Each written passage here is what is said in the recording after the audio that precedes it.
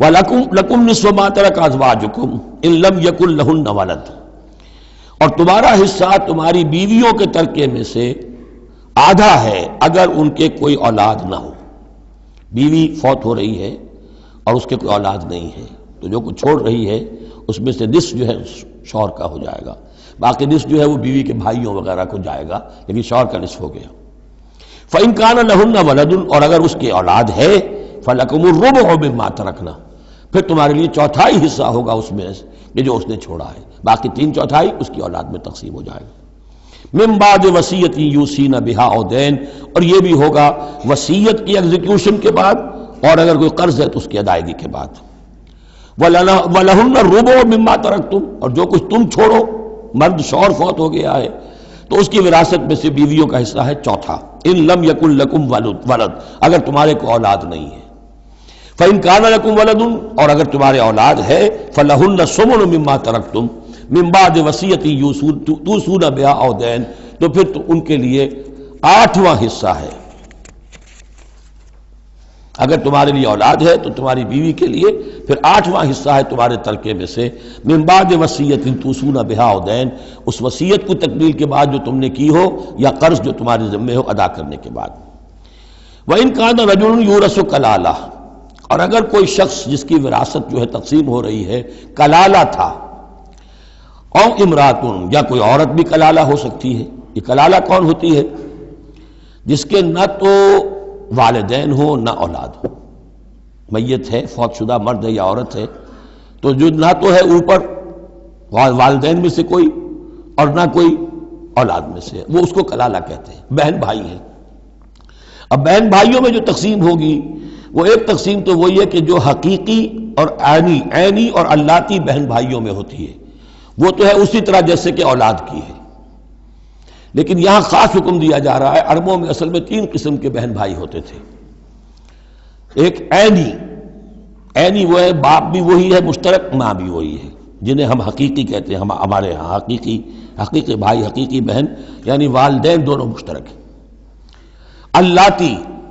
کہ باپ ایک ہے اور مائیں جدا ہیں،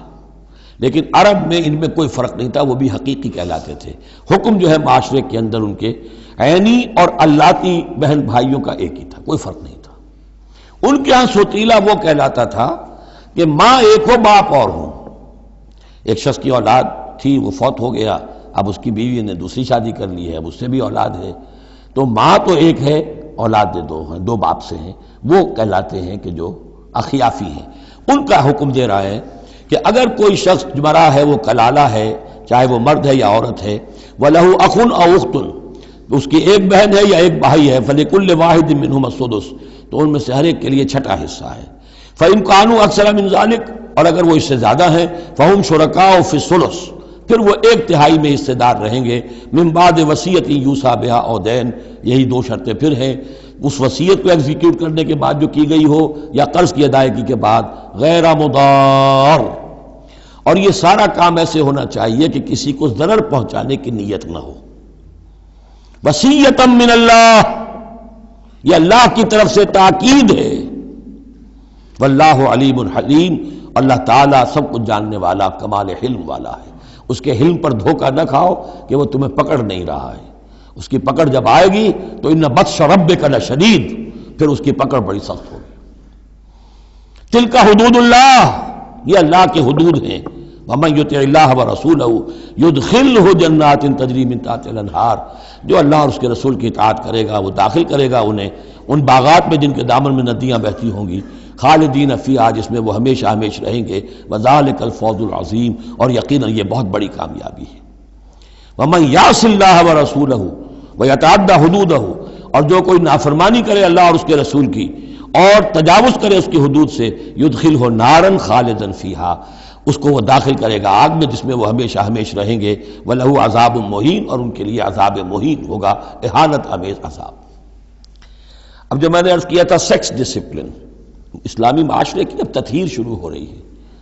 مکے میں تو ظاہر بات ہے مسلمان جب تک تھے تو غلبہ وہاں کفار کا تھا،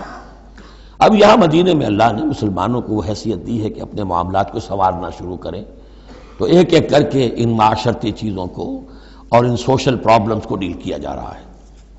اب اگر کوئی سیکشول انارکی ہے، کوئی بدکاری معاشرے میں ہے، کیا کیا جائے، کیسے روک تھام ہو؟ اس کے ابتدائی احکام یہ آ رہے ہیں، اس کے تکمیلی احکام جو ہے وہ سورہ نور میں آئیں گے چل کر، یہ تدریجاً، یہ سورہ نساء، پھر ہے سورہ نور، احزاب، پھر ہے سورہ نور، اور پھر ہے سورہ مائدہ۔ اب اللہ تعالیٰ کی حکمت یہ ہوئی کہ سورہ نور اور سورہ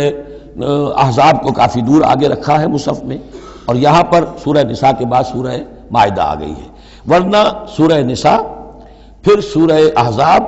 پھر سورہ نور، اور پھر سورہ مائدہ ہے، ترتیب یہ ہے۔ باقی اور بھی مدنی صورتیں درمیان میں ہیں، لیکن یہ چار بڑی بڑی صورتیں جو ہیں جن میں معاشرتی مسائل جو ہیں وہ تفصیل سے آئے ہیں، وہ ان کی ترتیب یہ ہے۔ واللاتی یاتین الفاحشۃ من نسائکم، اور وہ عورتیں تمہاری عورتوں میں سے جو کوئی کسی بے حیائی کا ارتکاب کریں، فاستشہدوا علیہن اربعۃ منکم، تو پھر گواہ بناؤ، گواہ لاؤ ان پر تم میں سے چار۔ اگر وہ گواہی دیں، فإن شہدوا، اگر گواہی دیں کہ ہاں اس عورت نے بدکاری کی ہے، فامسکوہن فی البیوت، تو پھر ان عورتوں کو گھروں میں بند کر دو، حتی یتوفاہن الموت، یہاں تک کہ موت ان کو لے جائے، یتوفاہن الموت، موت ان کو لے جائے، موت ان کا قصہ پاک کرے، او یجعل اللہ لہن سبیلا، یا اللہ ان کے لیے کوئی اور راستہ نکال دے۔ وہ راستہ نکالنا ہے جو سزا کی پھر بعد میں نصاب آ گیا کہ اگر اس کو پھر سزا دے دی جائے، حد جاری کر دی جائے تو پھر آزاد ہو جائے گی، لیکن ابھی ابتدائی حکم ہے۔ معلوم ہوتا ہے کہ یہ ایسی لڑکیوں کا یا عورتوں کا تذکرہ ہے کہ جو مسلمانوں میں سے تھیں، لیکن ان کا بدکاری کا معاملہ کسی یہودی سے ہو گیا ہو یا کسی ایسے شخص سے ہو گیا ہو جو ابھی مسلمان نہیں ہے، تو یہ ان کا یک طرفہ کہ ہے وہ کوئی مسلمان لڑکی یا خاتون جس کا معاملہ ہے، لیکن دوسرا جو پہلو ہے، دوسرا جو اس عمل کا جو شریک ہے وہ غیر مسلم ہے۔ واللذان یاتیانہا منکم، اور اگر وہ دونوں تمہیں میں سے ہوں، مرد بھی اور عورت بھی، فآذوہما، تو ان دونوں کو پھر اذیت دو، تکلیف دو، انہیں سزا دو۔ فإن تابا واصلحا، پھر اگر وہ توبہ کر لیں اور اصلاح کر لیں، فاعرضوا عنہما، تو ان کو چھوڑ دو۔ ان اللہ کان توابا رحیما، یقیناً اللہ تعالیٰ بہت توبہ کا قبول فرمانے والا اور رحیم ہے۔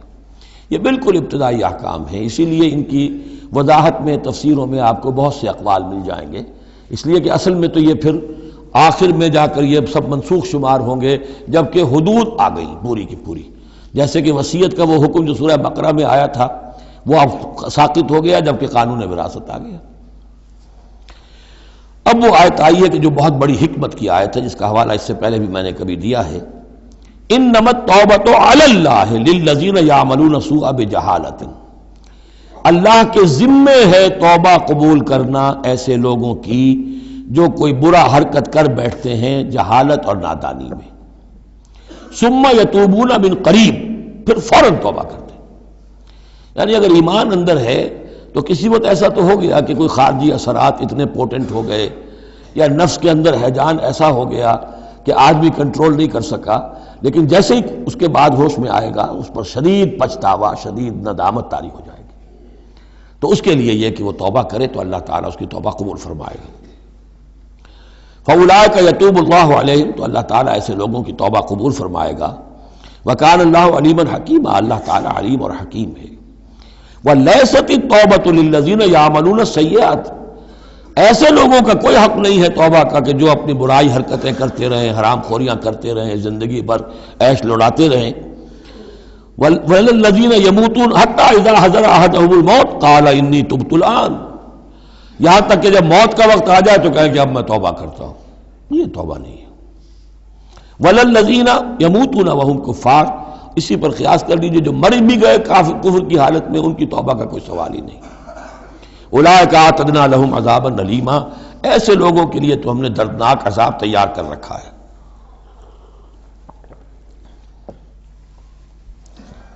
یا ایھا الذین آمنوا لا یحل لکم ان ترثوا النساء کرہا، اہل ایمان تمہارے لیے جائز نہیں ہے کہ تم عورتوں کو زبردستی وراثت میں لے لو۔ یہ بھی اس عورتوں کے طبقے پر جو شدید ظلم ہوتا تھا، کیونکہ پالیگیمی عام تھی، ایک شخص ہے فوت ہوا ہے، 4 ہے، 5 بیویاں ہیں،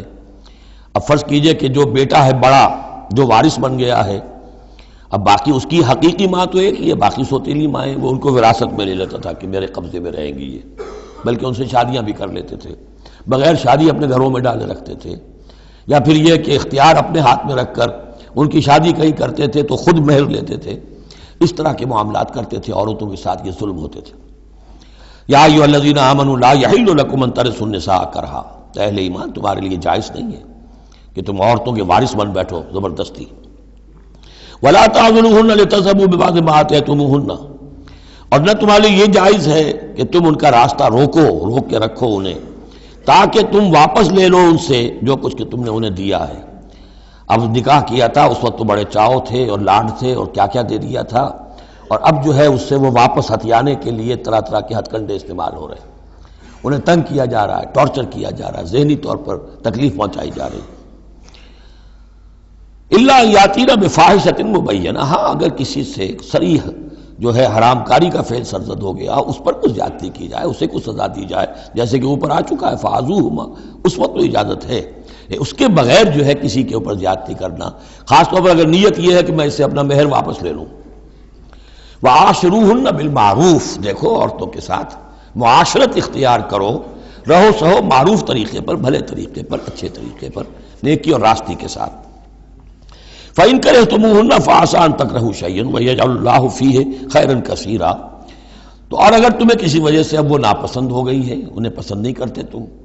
تو ہو سکتا ہے کہ کسی شے کو تم ناپسند کرو، درا حال ہے کہ اللہ نے اسی میں تمہارے لیے خیر کثیر رکھ دیا۔ پتہ نہیں ایک عورت جو ہے کسی ایک اعتبار سے آپ کے دل سے اتر گئی ہے، طبیعت کا میلان نہیں رہا ہے، اس میں اور کون کون سی خوبیاں ہیں، کس اعتبار سے آپ کے لیے وہ خیر کا ذریعہ بنتی ہے، تو اللہ کے حوالے کرو اس معاملے کو، لیکن ان کے ساتھ رکھو معاشرت صحیح، ان کے حقوق ادا کرتے ہوئے۔